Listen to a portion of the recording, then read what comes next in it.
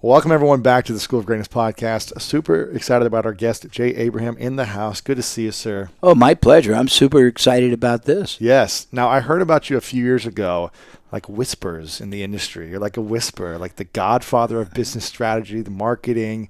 Ramit Sethi was telling me how you like 10x his business in like less than a year, and all these other people talked about you. And then we finally met in person a few months ago at an event with Larry Benet, and had a great little rapport in 5 minutes. Yes. And I was like, I got to get this guy on and learn more about how you've been so successful you've trained over, I think you said over 1,000 of the highest clients out there, roughly around 1,000, 700, 1,000, you said. Well, it depends. Experts. We've done 7,000 industries. But you worked with people like Tony Robbins, Ramit Sethi, Damon John, Stephen Covey, other names like that. Yes. And you work with them in their businesses to help them optimize their business? Well, nobody comes to me for help with their methodology. They come to me for three things. One, the ability to elevate the perception and to make more concrete the impact and value, and also to develop either more entry-level or more advanced variations of it. But I've been very blessed because in order to do that, I have to get a short course understanding. So I've been educated in a multiplicity of methodology, technology, philosophy, ideology. But people want to grow their business, right? Ultimately. What I do basically, I grow businesses for a living, and I grow them in a multitude of ways. And I'm a strategist, and I'm a marketing person, and I'm a business model remodeler, and I'm a competitive advantage generator, and I'm a channel developer, and all those. And it's very dynamic. I'm not a specialist in a singular area. Gotcha. What would you say is the biggest mistake that entrepreneurs or business owners are making right now? Well, the common theme. Yeah. Well, there's probably an integration. The first one is almost all of them are tactical. They're not really strategic. They're not really making everything they do advance and enhance an ultimate long game plan. Number two, they really don't understand their market at a deep, connective, empathic level. Number three, they make it harder for people to do business with them. Number four, most people don't understand if you market externally by regular conventional media, it can be anything from Facebook, pay-per-click, anything else. All you're doing initially is vying for the first outer tier of periphery of trust. And most people don't really use the greatest trust fuel tank, and monetization capacity they have, which is referrals and endorsements, where they've already earned trust. I mean, there's a delta between me running an ad and you hopefully opting in and saying, "Okay, I'll give them a chance." You don't say it consciously, but there's a long process, as opposed to if Ramit says, "Hey, Jay made me this. Get on the phone and have him make you that." It's a done deal. Right. It's a no-brainer. And I look at people, and it's very funny. It's tangential, but we do these seminars, and they're very diverse, hundreds of different industries. And we ask how many people run ads, how many people have sales forces. Then we ask how many people can actually say that 20 to 100% of your business is generated by word of mouth or referrals, and it's quite substantial. Then we ask them, okay, what's the percentage? What's the dollars? And it's even more shocking. 60%, $2 million, 40%, 500,000. Then we say, remain standing if you have in place at least one formal, systematic, strategic referral generating strategy that you're applying continually throughout the company. And 99% sit down. The rest, we say, okay, if you have two, the rest sit down. And then I say, well, first of all, because I've looked at so many industries, we've identified 93 unduplicated referral generating strategies, systems that require no money, no effort. They just need to be, no more effort, they just need to be put in place. Yes. Then I say, tell me if I'm right in my perception. Tony would say my hallucination.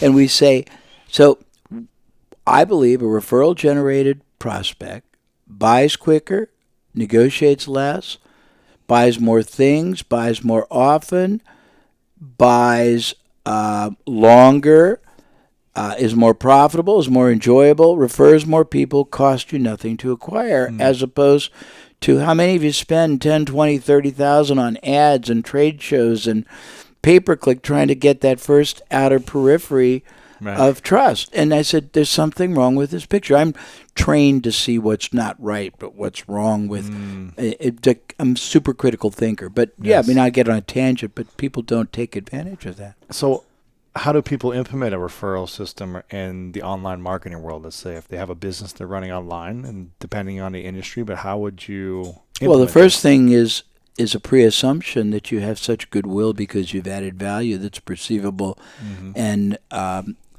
been realized in some way by your buyer. If you haven't, you don't. Right. I mean, you better reevaluate your value proposition. But assuming you do. So you've got 1,000 customers. Yeah, and we call them clients, and that goes to another theory of mine, which is called preeminence, which I can discuss later if you want to. But what you do is you go to them with the truth. And your truth is, and there's lots of ways to articulate it, you say, my or our business, you've been a beneficiary of our business. And then you do a little future pacing, and you say, hopefully you have, and it depends on whether it's product, service, that the person that existed before you availed yourself of our product or instruction, our podcast, or this is a much different person, the person you are now. Now you're more this, and you program what they are, and you give them a future pace. Now you're seeing life differently. You're happy, you're confident, whatever it is. And if you are like anyone else, you realize how many other people were like the way you were that would be benefited and liberated so much. And we exist to do that, but we can't reach them all on our own. We don't know where they are. Right. We don't have a big budget. Most of our business is referral-based, so we turn to those trusted and valued clients, and we ask your help to help us reach people that deserve a better life or deserve to be liberated, deserve not to be, whatever. And that's one. I mean, I can give you 100 ways. Sure. If someone has an online course and they've put 100 clients through this program, and they've got great results by many of them, not all of them, but a lot of them who took the action on the course. Could be on any topic. Yeah, I agree. And you got 100 clients in, 50 to 60 of them had great results, amazing. They're like shouting from the rooftops. How would you implement a referral system for those 50 to 100 clients? What would be the next step? Well, why don't I show you the prefacing step, because you're asking a question that it's presupposing post result. Yes. I'll give you a better way. Okay. When you presuppose the result before it starts.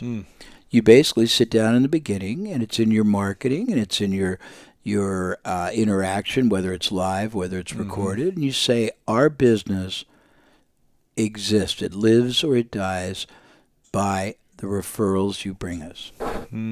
We have a choice. We can put a lot of money in advertising and diversionary activities, or we can take all that money and invest it in more training, more support, more constant releasing of advanced materials. Content, we don't charge. Yes, and we choose to do that. In exchange, we ask, and we hope you're willing for one special consideration when you become a first stage client of ours.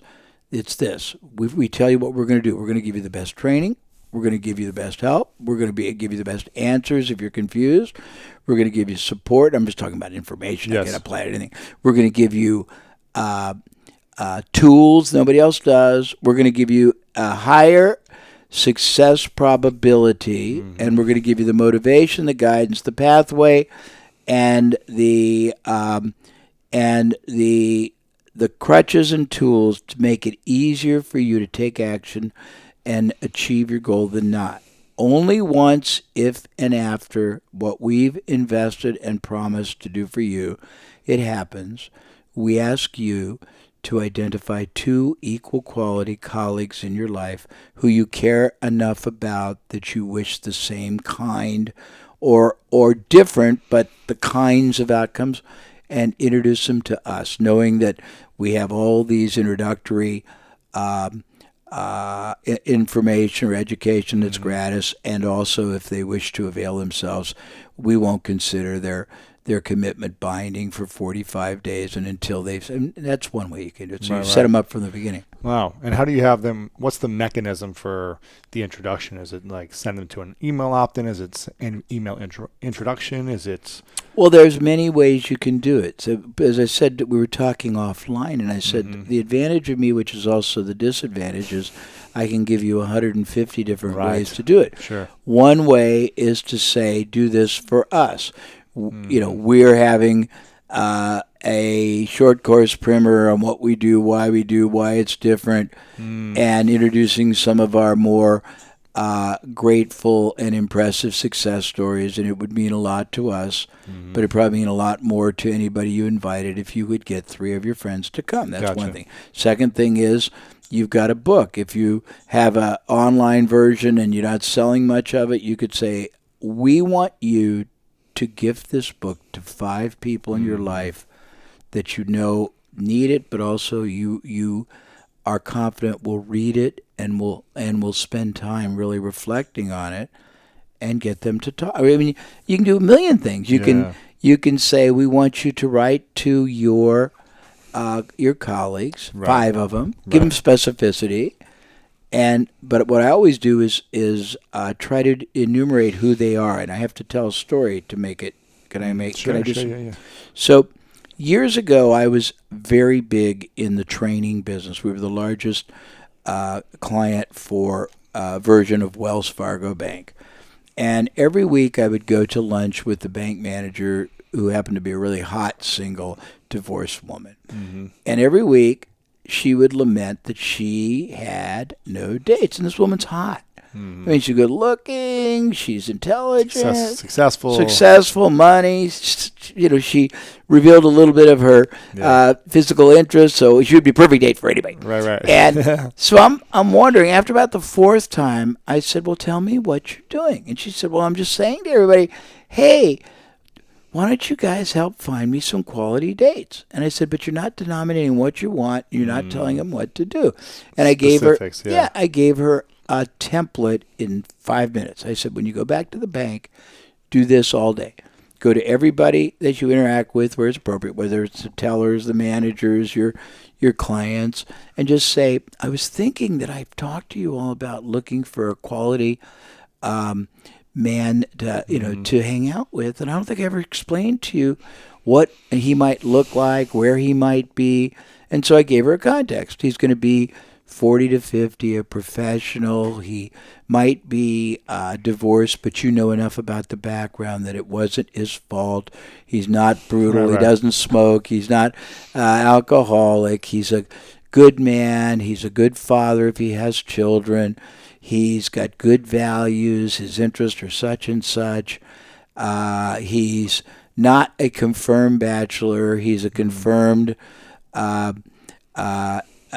sort of a romantic adventurer looking for a quality he wants and is interested in someone to spend quality time with, and then where he might be. He might be at church. He might be an ex-brother-in-law. He might be a neighbor. He might be he might be in another branch. And the next week she called and she has 7 dates. Well, there you go. But the key is programming somebody, helping people. We make it very hard because we have the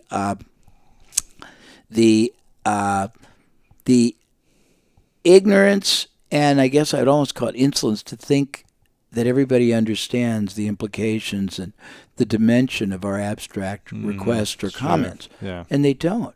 The more you help people get clarity and concreteness and direction and actionability, the more predictable outcome you will get from it. But there's 100 ways to do it. What would you say is the one of the biggest success stories of one of your clients, one of the biggest case studies in terms of results in a year's time, one of your clients? Okay. Business results. All right. Well, I can give you... maybe you can't say the name, but you can say... I can say the names. I can tell you a bunch of things. We did Entrepreneur Magazine when it first started. No one knew what entrepreneur meant. And when was this? 1976. Wow. And we had to send out mailings with the actual Webster's Dictionary with all the how to enunciate it, how to pronounce it, what the definition No was. one knew what entrepreneur was. No one knew what an entrepreneur was. Wow. And originally it was a magazine formatted membership for $100. And the whole premise was every month you'd get this very large report on an emerging small business opportunity. And it would tell you if you wanted a franchise, who to go to. If you didn't want a franchise, who the best providers would be of doing it yourself. It would have some basic stuff on hiring people. 25 interesting pages, very good. And then it would go to archive. And that was it. And we were doing about $1 million. Actually, we were doing 900. And I took all the archives and turned them into startup manuals because we had all these archives. We added boilerplate, which is just general information, how to hire an attorney, how to use advertising, how to get free R. And we created about 200 startup manuals, and we sold them for $39 a piece, and we sold 300,000 of them in the first 9 months. And then we took them and we reassembled them into categoric. We had the entrepreneurs low investment business institute. We were 10 of them together. We had one that had all the food related services, and those were $200. Wow. And all we did was repurpose, and we grew it 9 times in less than a year. We took a gold company when gold, you're too young, but gold was legalized in the 70s. And when it got legalized, everyone would go to the Wall Street Journal. They would go to Barron's, Forbes to run ads. I went to where tell a story. Willie Sutton. You know who Willie Sutton was? Willie Sutton was the greatest bank robber of history. He robbed more banks, set more records, still holds them than anybody else. And he operated in the 40s, 30s, a little bit of the 50s. When they finally caught him, they said, Willie, why in the world did you rob so many banks? And his answer was hilarious. Because that's where the money is. So I've been trained not to go to the places where you're spending X and getting this much of the market, but where the real money is. So I took my client and we went to all the financial newsletters, all the investment seminar people, all the people who back then were doing investment economic books and selling them direct, and we became the recommended dealer. We were part of every welcome pack when somebody subscribed. We had a deal that I negotiated where twice a year we had a special edition that we paid for, all about hard assets. We funded regional events with iconic other speakers we paid for, and we gave all the profit to the newsletter because we wanted the investors. And we went from $300 to $500 million in a year. But probably one of my 2 best stories that I like actually are from work I've done in China because they're hilarious. Well, I'll tell you one other one too that's cool. But the work in China is cool. So I've been helping Chinese entrepreneurs, really high-performing ones, for 8 years. First time I went there, a huge audience. And a young man came up to the mic and he said through translation, Jay, what do you do if your business is too small and the banks won't lend you money? And I said, okay, well, first of all, what do you do and what would you do with the money? And he said, I'm a local motorcycle manufacturer. Now, only in China, where you have 100 million people in one city, right, are you going to have a local motorcycle? And he said, I want to get money so I can go to other parts of Asia, build a factory, hire salespeople, get retailers. And I said, okay, but why do you need the money? And he said, I just told you. And I said, you don't need money. You need to realize that you are the solution to somebody else's bigger problem that doesn't know it. Go all over Asia and find somebody who is in a complementary, not a competitive business, but already has a big factory, not using their second shift, already has distribution and sales force, and partner with them. That was like a minute and a half. And that was I do Q&A on the stage. So I come back a year later, 1 year later. Same guy's there, comes to the mic, and now he looks like the Cheshire Cat. And he says, Jay, through translation, I did what you said. I said, well, that's cool what I say, because I don't remember. He said, I went to Asia. I got to Kuala Lumpur. I found the largest lawnmower manufacturer in Asia. They were in 8 markets, 8 countries. They had a huge factory. They weren't using almost any of the second shift. All I had to do was bring my tool and dies, which are the forms you use. The molds. Yep. And they already had salespeople, distributors, 1,000 lawnmower dealers. We both split $10 million of profit in our first year. Amazing. And I have more if you want to hear them. But, I mean, I've got tons of Amazing. Why do you think this way? I was very blessed. I have no formal education. I got married at 18 the first time. Been married 3 times. I have 7 children. I have no formal education, no negotiability. Nobody gave me a salary job. The only jobs I ever got were crazy entrepreneurs who would stick me in a corner and give me a chance to get a piece of, sales I generated or markets I opened. And when you only eat when you earn, you find out what works and what doesn't, what works better very quickly. I was hopelessly curious, and I had a very, either a large or a small stability factor. So I jumped not from one job to another, but one industry to another. And after about 8 industries, I realized that people in this industry don't have a clue how people in this industry think. They don't understand the selling approaches, the business models, the strategies, the access vehicles, the competitive approaches. And I was able to take elements from 2 or 3 industries, add them to ones that didn't know it, and my performance was outrageous. Wow. And I realized, geez, I'm like the one-eyed man in the land of the blind. And so I started becoming much more aware of all the different ways, all kinds of different industries did it, and I was able to do that. Then I got very blessed. I was exposed, besides the experts, I had some of the greatest specialists as client mentors. I had the Deming organization. You probably don't even know who Deming was.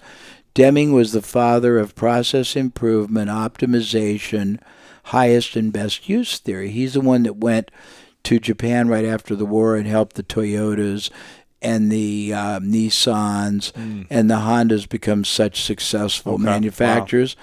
And he taught basically he taught variability. If you look at any function, there's bunches of different factors combined to do something. Yes. I call them impact points.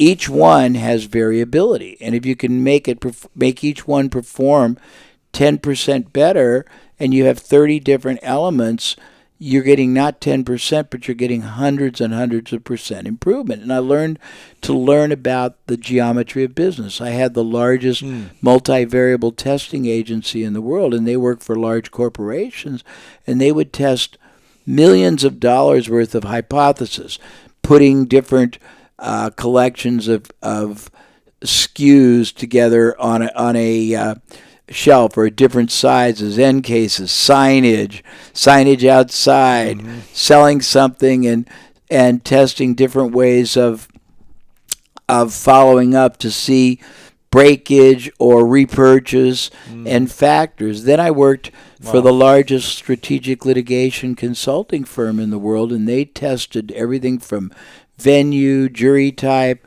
They had 150 PhD sociologists and psychologists. They had a graphics department that it's almost like a forensic accountant. Depending on what side of the case you're on, we could depict pain and suffering horribly or minimally. And that's besides 465 major industries, 7,000 sub-industries, over 300 top experts, 1,000 total experts. Wow. So I have a lot of context to draw, and I've done it around the world to make, to see how it validates and what universal principles, and I've gotten to see how many better ways, this concept of highest and best use, it applies to everything in your life, whether it's how you use your time, how you use your interaction with people, if you're a business, your team, yourself, your message, your interaction, what happens at the time of of and I've learned to look at all the impact or leverage points that go on. Give you a couple of examples, and it's pretty well known in advertising. But the headline is the ad for the ad. Yes. But what people don't realize, it's not just the headline that you see in an ad. It's the opening phrase that you use if you're trying to get an appointment. It's the signage you use at a trade show. It's the way you embrace somebody at the front of the doorstep of a sales organization. It's the subject line in your email or your Twitter. We've changed the way somebody greeted somebody at the front door and tripled response. We've changed a headline and gotten 500% more buyers and actually higher quality tickets.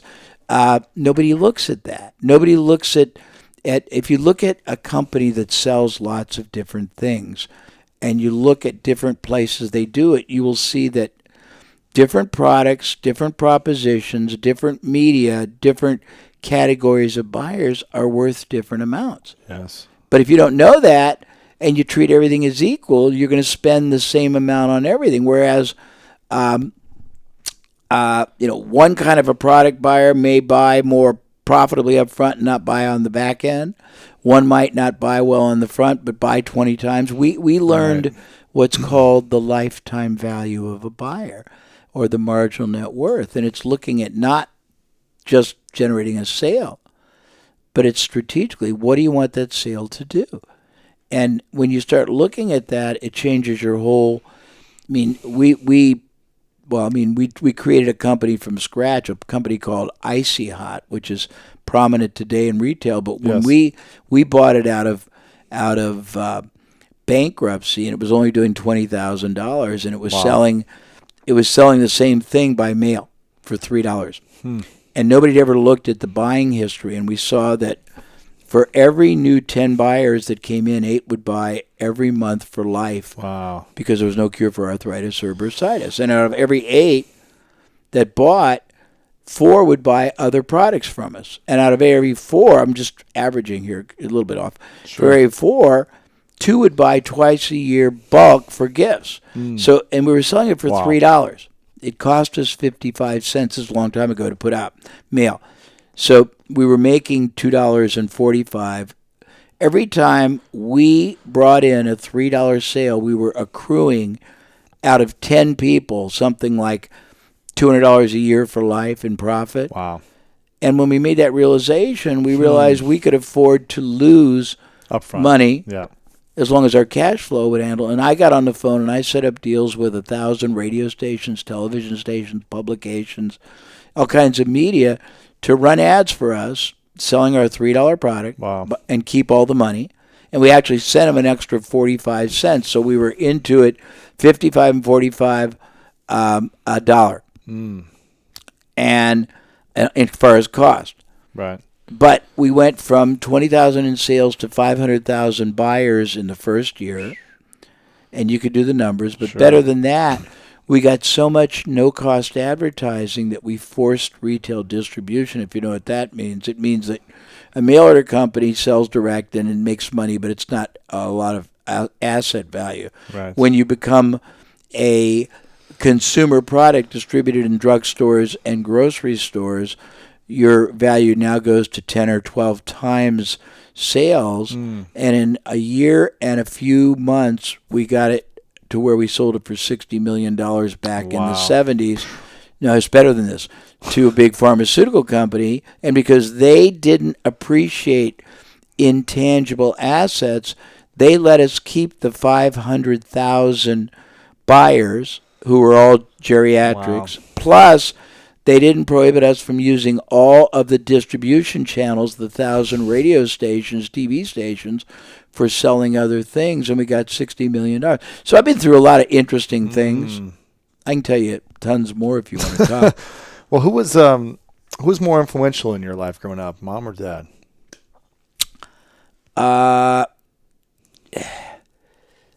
Probably my mother, because she was attention deficit.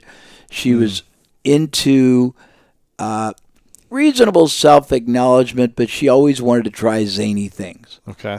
And my father, though, had a very high ethos. He wasn't terribly successful, but he taught me very high ethical plane. She taught me a very wonderful, non-linear way of looking at the fun, exciting, adventurous sides of life. And I had probably, from that, a hopeless curiosity that got me to question, to interrogate non-offensively entrepreneurs. I used to have, when I was young, I was so non-threatening that all these entrepreneurs would let me sit in their office in the corner watching them do business all day, and I had no money, and I'd work all night to be able to do this. My first wife thought I was crazy, but they would take me to lunch because I had no money. I get to watch them do things, and people would look curious. Why is that person in the corner? And they wouldn't say anything. And afterwards, they'd say, "Now let me tell you what just happened." And I had all these wonderful mentors. I've had wonderful mentors all my life, and I'm a blessed beneficiary of a lot of people smarter, brighter, much more successful, worldly, and deep, having taken an interest and contributed to me. That's how I feel too. Just doing this podcast, I get to connect with Oh, people it's like great. yourself and just assimilate all the information. So, you talked about funnel vision and why it's better than tunnel vision. Sure. What does that mean? Well, I created this years ago. Most people in life, whether you have a career or whether you have a business, you know pretty much what everyone else in the career does, the way they do it. You know pretty much what your competitors do and the way they do it. Then you know whatever else you read in a book, or you go to a program, or you see an article in a magazine, but that's it. And I consider that a tunnel because it's very limited. But when you understand this concept of optimization, which is highest and best use, and you understand that there are probably 25 impact or leverage points on the revenue side of anything anybody does, each one that can be enhanced from 10 to 1,000%, but it can't be enhanced if you don't know what they are, and then it can't be enhanced unless you know higher, better, safer, more profitable, more predictable, low-cost ways of replacing them. I'm getting a little confusing. So what funnel vision is taking the best options and opportunities and possibilities outside your business and funneling them into areas, activities, careers, businesses, marriages, anything you want to apply it to, where it's never been really known, and optimally is taking multiple ones and creating hybrids. So one is like this, and the other's like that. So taking things from other industries, adapting, adopting, borrowing, appropriating, creating hybrids, synthesizing, and doing it continuously, and you run rings around everybody else, and it's very fulfilling because you have it's a power that no one else possesses. So it gives you great certainty, great strength. It's a very empowering thing. Very liberating. And why do you think most entrepreneurs are limited to a certain amount of success? Why do you think they hit a cap and they can't break through? Well, there's three reasons. And the first reason is they don't know how much more is possible from time, effort, opportunity, people, interaction, media. They don't know how many ways to leverage it up. The second, and we were talking about this in your hallway, they don't understand how to really access and fully harness, exploit, and really utilize the greatness that's within them. And how do they do it? If you want me to tell you, I can give you a 4-part, very simple process. Sure. Okay. So, but I have to give you my belief system first. Perfect. Okay. So I have a belief system that every human being is born within their DNA with the desire to be great. We want to be great students, great athletes, great, whether it's a career, business people, husbands, fathers, mothers, friends, lovers, anything. And yet, probably at most 2 or 3% are ever great. The majority of us operate in this realm that I would call respectfully complacent mediocrity. Now, the assumption is that they're lazy or they aren't aspiring. My assumption is it's not their fault.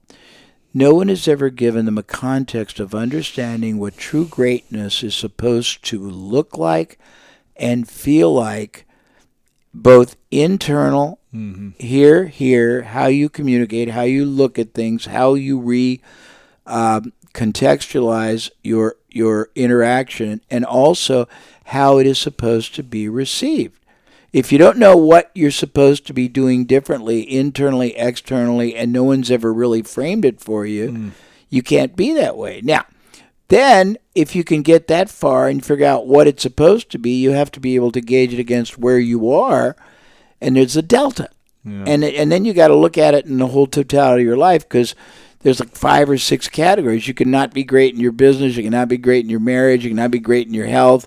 And you got to figure out which area you got to deal with first, because sometimes getting your business together it's moot if you're going to die, or if you're going to die and on your deathbed, your wife and your children are going to leave you. So you got to find that. So if you can figure out what greatness is supposed to look like inside, what you are supposed to not feign, but genuinely be, like your heart, soul, mind is imbued with, so it's a font from which just automatic understanding, empathy, connectivity flows, and you know how to monitor and gauge whether it is being received, and also how to adjust it. That's the first thing. Then you figure out the difference. Then you got to figure out the pathway or ways to get from where you are to where you need to be. And most people don't have a clue how to do that. Yes. Or they choose, like the analogy of the funnel tunnel, they choose the hardest, most difficult. They want to be a pole vaulter at the Olympics the first time out, as opposed to doing switchbacks that'll take you up the mountain safely and has water stations.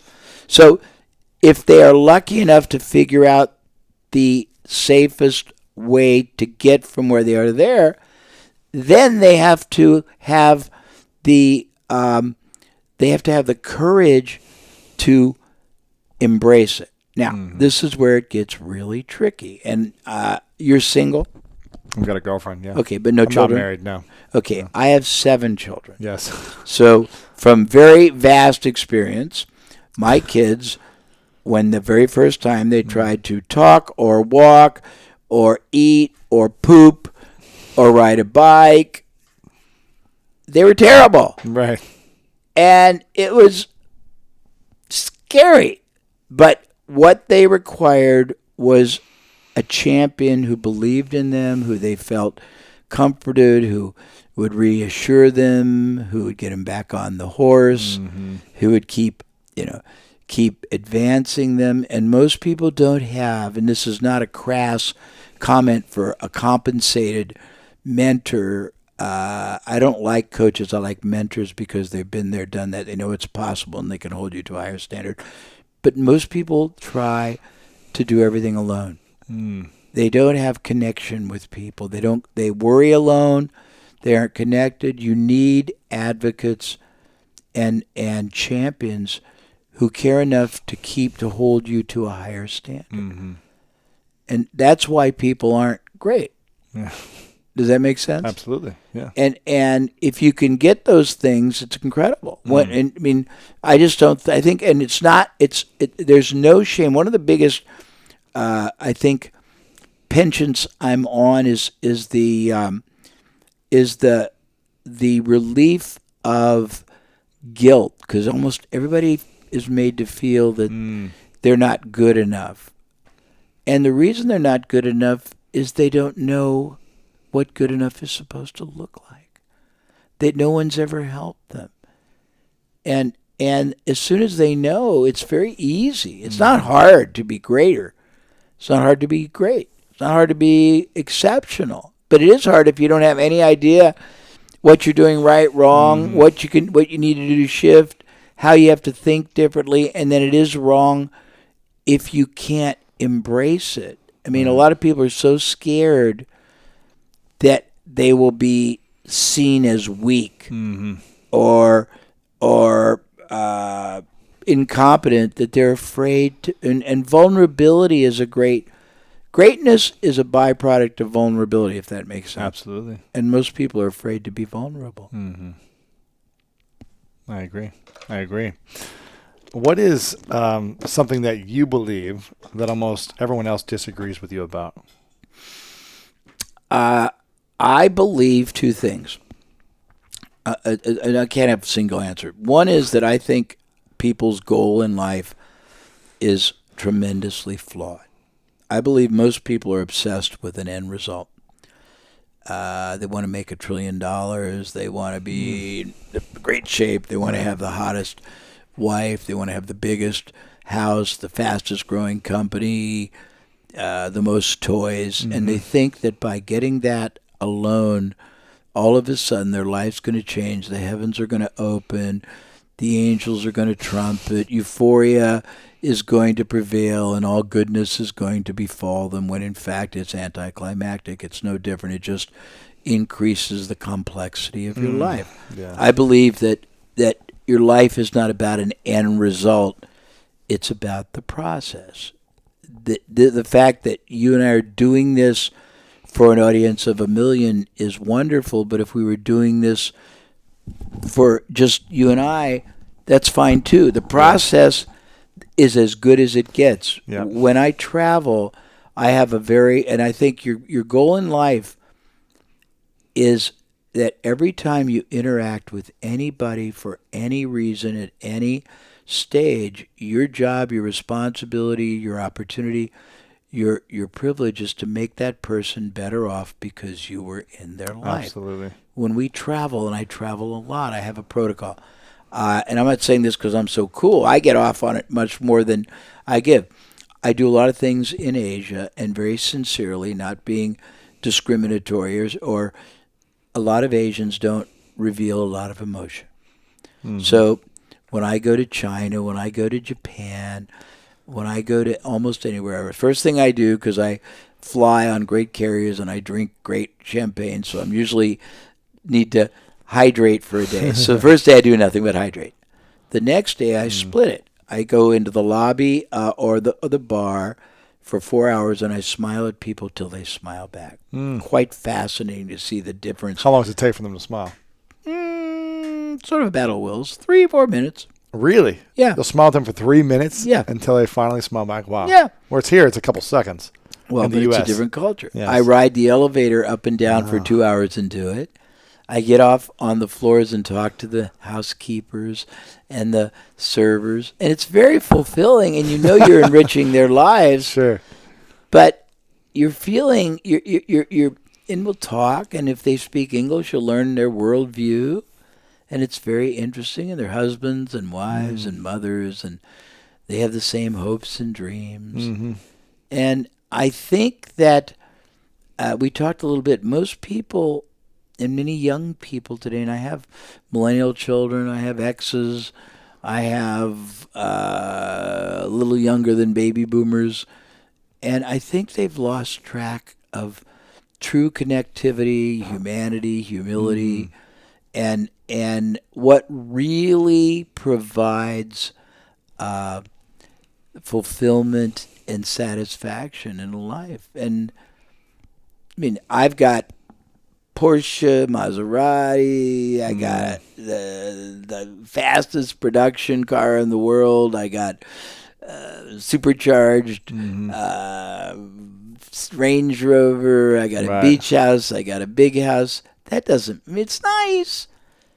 But when I die, I'm not going to say, oh, I wish I had another bedroom, or I wish I had... Right, another car. Yeah, that isn't going to do it. It's just a giggle and a diversion. I mean, the meaning of life, I think, is the interaction between people.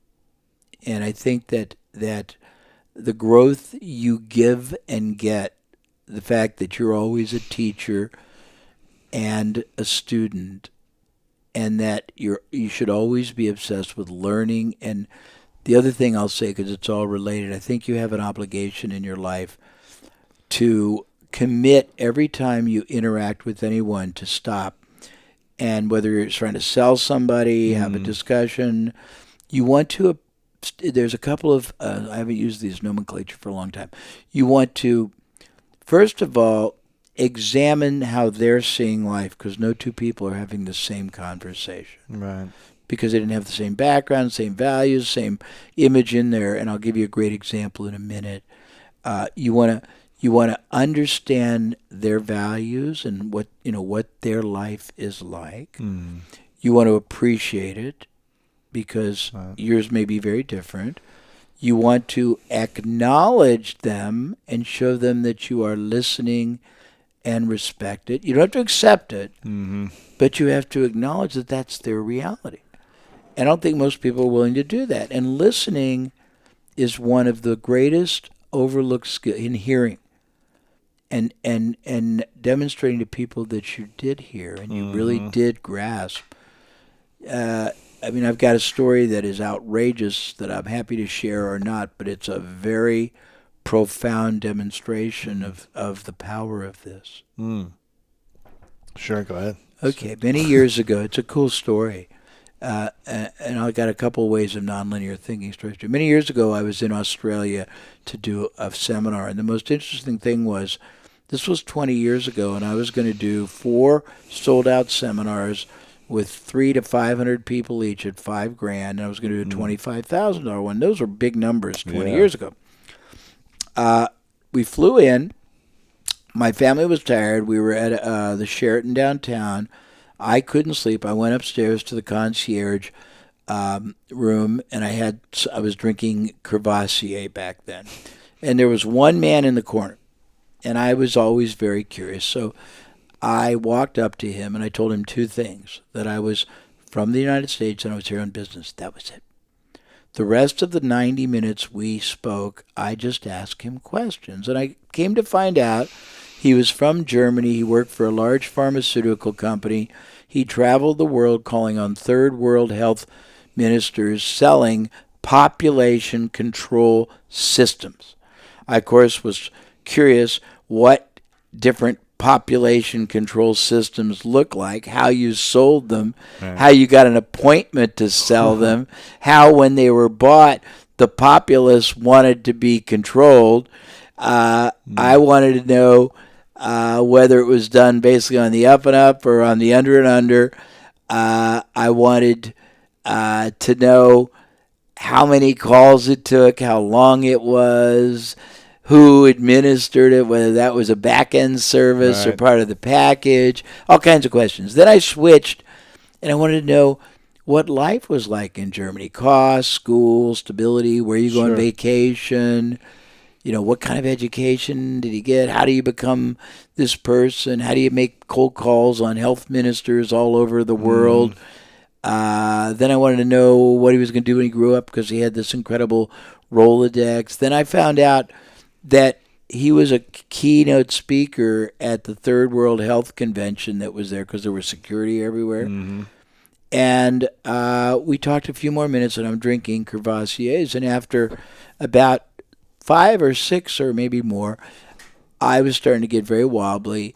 So I stood up and I said, excuse me, I'm going to leave. Thank you. And as I got to the elevator, he said, wait.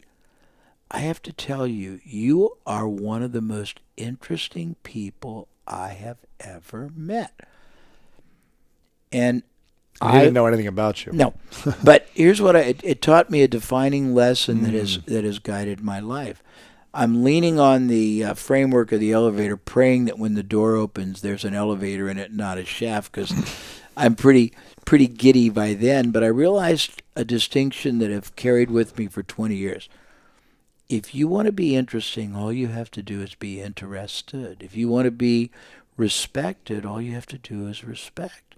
It goes all the way down. Love. And it's very powerful, sort of a counterintuitive concept. And there's a concept that's called the you attitude. And it's that it's not about me, it's all about you. In this case, it's not about me or you. You and I are nothing more than either conduits or, what do you call it? We're vehicles to reach your audience. And you have 1 million people you reach, but you really reach 1 million individuals, one man or woman at a time. So we're talking not to 1 million people. We're talking to one person 1 million times. It's a whole different mindset. I'm probably not explaining it clearly. No, it's great. Yeah. I feel like I could hear your stories all day. I have some cool ones. But I wanna finish with a few final questions. Okay, and I'll tell you. Remind me to tell you the Porsche story because it's wonderful. Okay. One of the questions is, or the Carnival story, the Porsche or the Carnival. Okay. or the AARP story. Okay, I'll remember.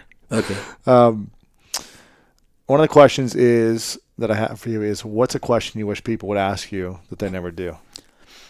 I think very few people ask me how to make their life more. They're pursuing what they think will give them joy, which is money or success, instead of saying, how do I get more intangible compensation out of anything I currently or ever do.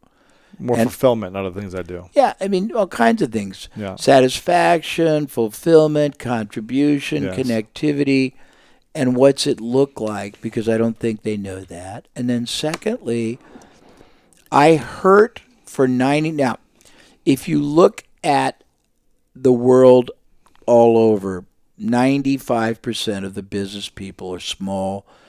I want to call them entrepreneurs, but they're really not. They're proprietors, because an entrepreneur is somebody that adds value and experience, and most proprietors are just basically sucking commerce out of. I mean, they really are. They're there, and they got into it for a bizarre reason, and they're not really excited, and they're not really value added. They're commodities. Yes. That stated, most people don't. I mean, we created something called preeminence. It's quite a wonderful concept. I'll give you a 5-minute. The preeminence is basically, and it came by modeling some of the most successful and powerful and wonderful companies in the world. But it basically is a premise that you want to be seen as the ultimate advisor, the most trusted advisor for life for the market you serve, irrespective of whether money changes hands. Number one. Number two, that you're going to be the ones that are going to give them the most honest appraisal of what they should do and what they shouldn't and why. And you're not going to try to sell them what they want to buy, but you're going to sell them either what they need, and you're not going to sell them less or more and less combination, less quality, more, and maybe you're even going to sell them your own thing. You're going to tell them the truth, and you're going to educate them and liberate them so they have the power to be able to make the best well-reasoned decision. Right. But it goes to a couple of other things. The most important thing is most people fall in love with their career or their business or their product or industry catalog. If you're preeminent, you fall in love with the people you serve, and there's 4 kinds of clients. One are the ones that pay you. If you look at, everyone calls people customers. If you look at the Webster's definition, a customer is somebody who buys a commodity or a service. So if you call somebody a customer, you're really saying to the world implicitly, I'm no better than a commodity. Even though I'm upset that everyone treats me like a commodity, I'm raising my white flag. I'm a commodity. If you call them a client and you look up the definition, it's somebody who's under the care, the protection, the well-being. It has more of a fiduciary responsibility. Sure. But the key is you don't fall in love with your industry. You don't fall in love with your company. You fall in love with the people you enrich, and you see the difference that you being in their life makes, even if it's just because you care more, you protect them more. And you have 4 different categories of clients. The first are the ones that pay you. The next are the ones you pay. Your team, you have a moral obligation to grow and develop your team and make them successful and happy and evolved for their own benefit. You have a responsibility to not just squeeze your team, but to grow them. You have a responsibility to collaborate with your vendors, because if you do, they'll give you the access, they'll give you intelligence, they'll make you a fortune, and they'll help fund you, and they'll do all kinds of things. And then you have a responsibility to collaborate in a partnering way with all your advisors. Yeah. And you need a lot of advisors, because in the 21st century, creative collaboration is the defining role. Nobody knows anything remotely close to all the specialized knowledge, and it's changing every 6 months. And I can go on, but so fast, yeah. That's cool. What's the thing you're most proud of that you've done? I'm most proud of an unintentional achievement.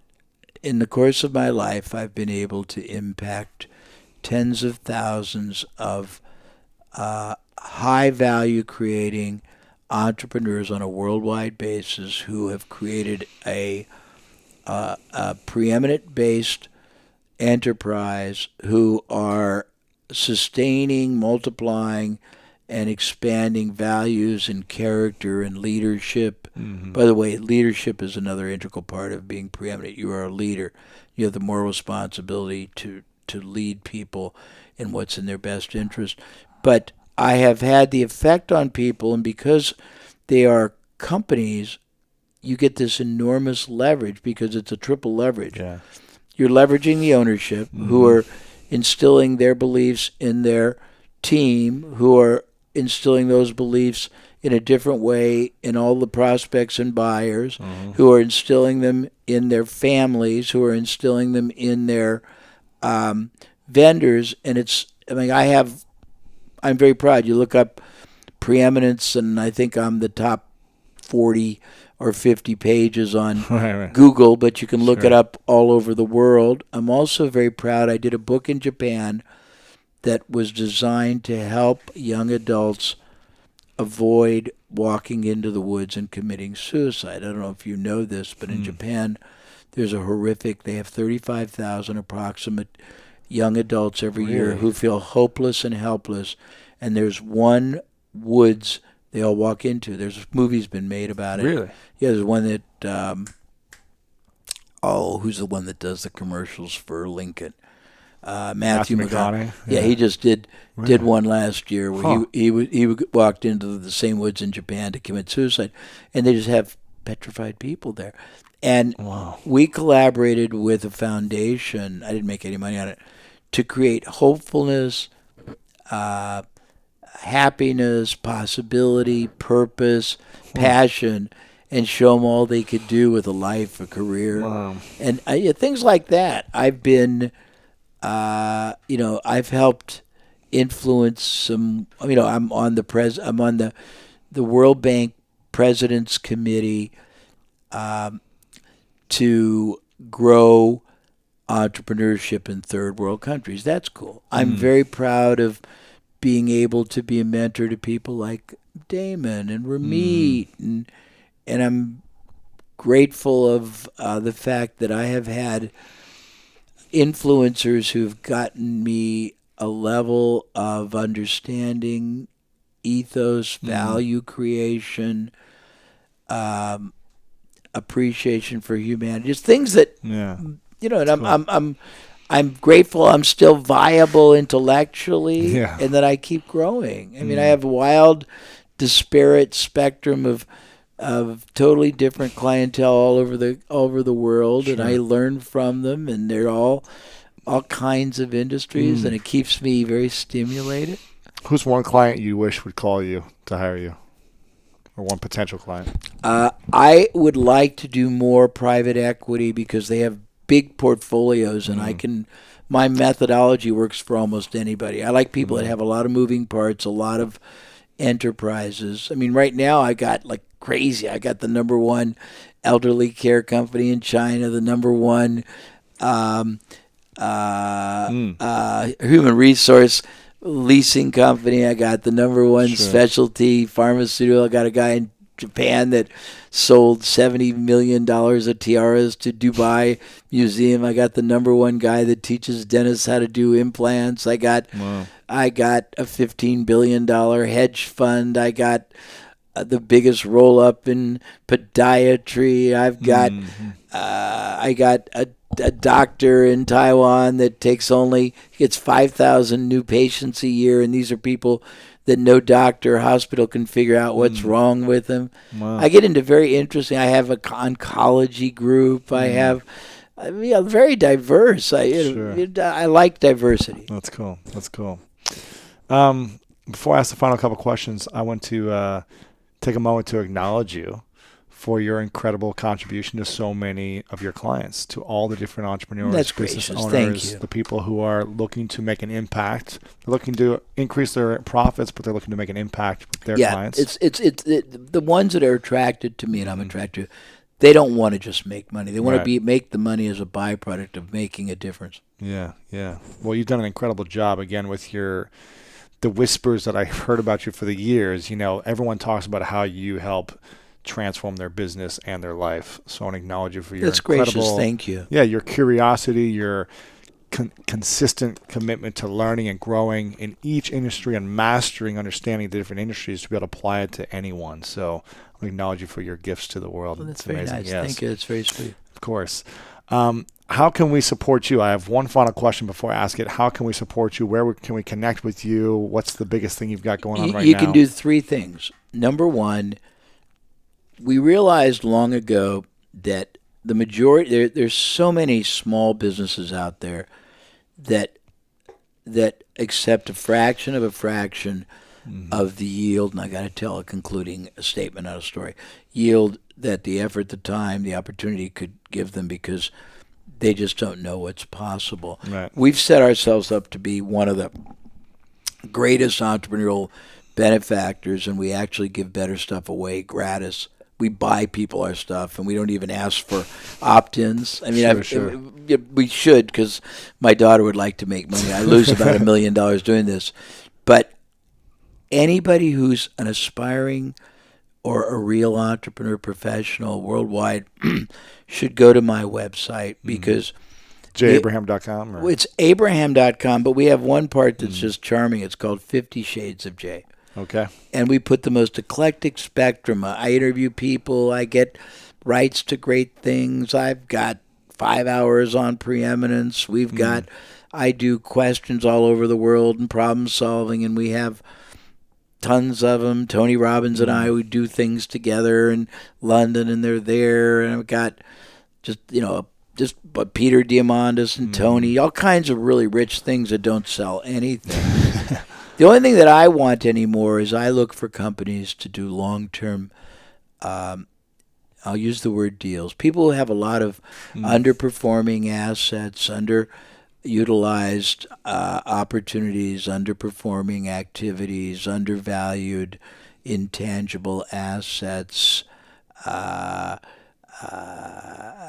under-recognized relationships, things that can make a $5 million profit turn into 20, and I get a fee, but I get a percentage. And I like real commerce.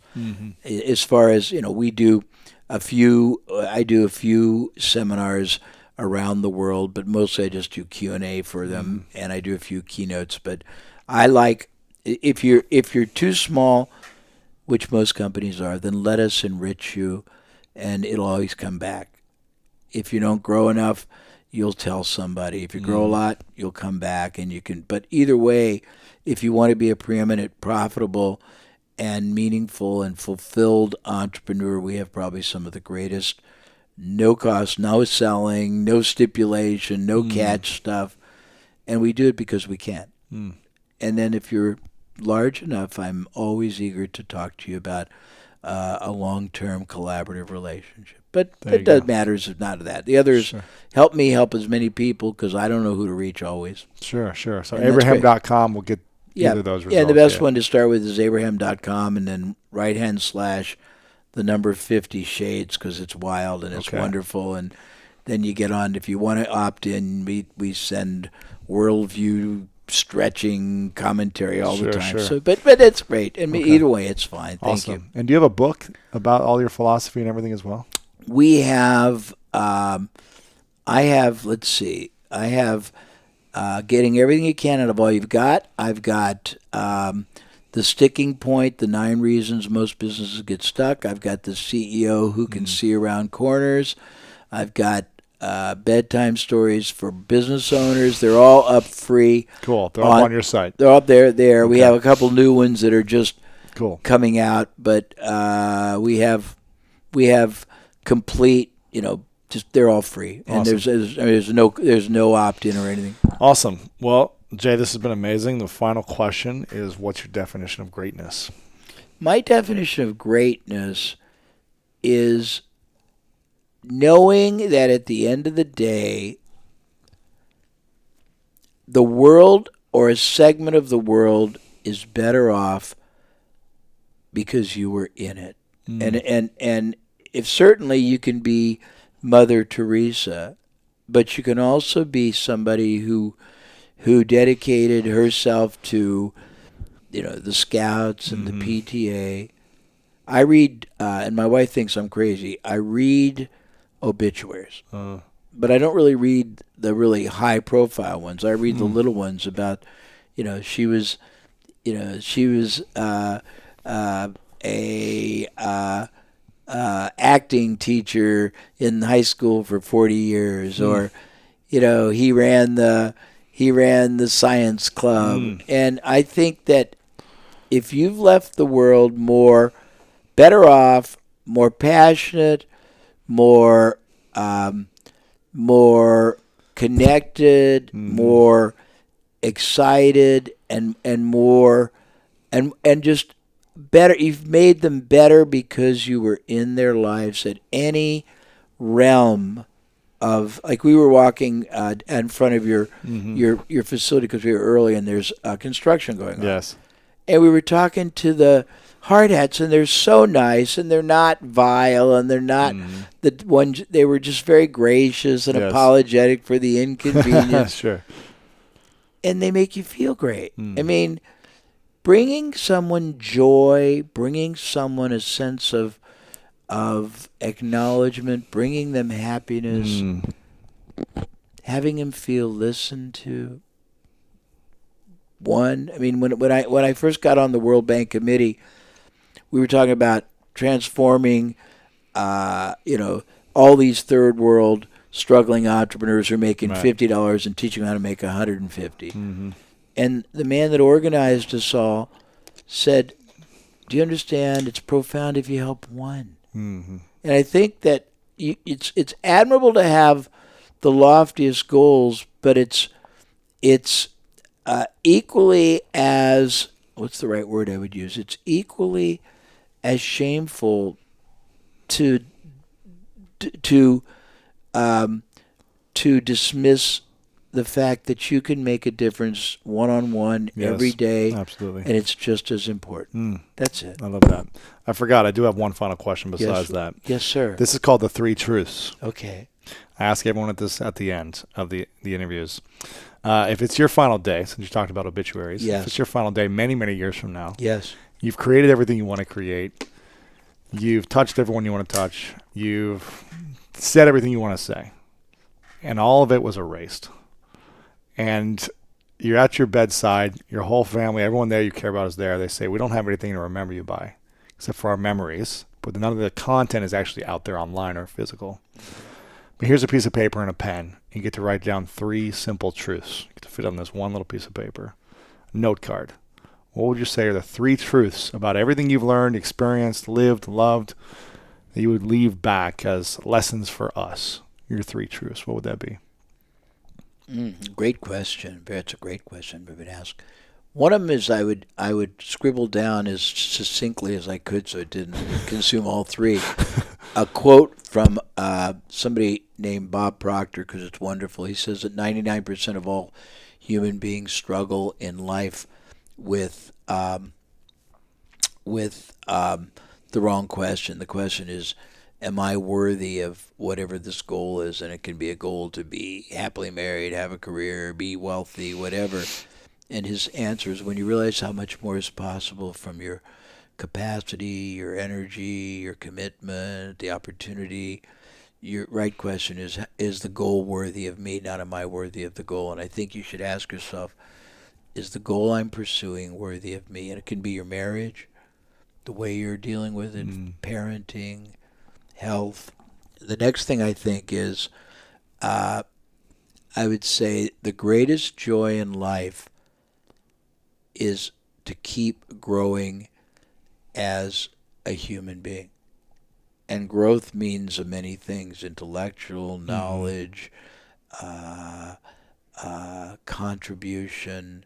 I'm at a point in my life, because I'm 67, going to be 68, where legacy starts being important. There are a lot of things I could do to make money. We did $250 million of seminars in 2 years when I was younger, and they were very profitable. Today, I do only ones when I'm invited overseas. Not that I can't, it's just that's not what I want to do. I want to operate at a more impactful and significant way of leaving people better off. But at different points in your life, you're at different.